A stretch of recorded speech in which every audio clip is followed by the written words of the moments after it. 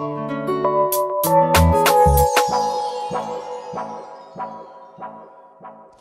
d'abord, il faut rappeler, je crois, que le G20 est né d'une initiative européenne et de la volonté de régler la question de la crise de manière collective, globale. Et là, l'Europe a bien joué sa carte de dire on coopère avec d'autres pays.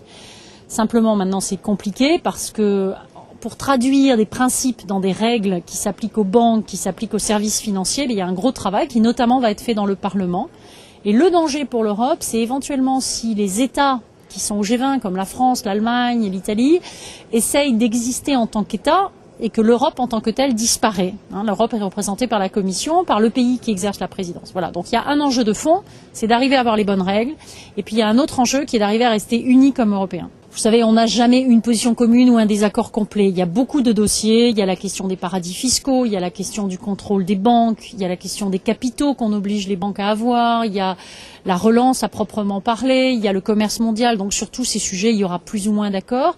Je crois quand même, on a entendu ce matin le commissaire Almunia qui est chargé des questions économiques, la présidence suédoise. Il y a une vraie volonté d'essayer d'aboutir. Encore une fois, de toute façon, même un accord entre Européens ne suffira pas. Il y a les Américains, il y a les Chinois, il y a des pays émergents. Donc c'est un consensus qui se construit patiemment.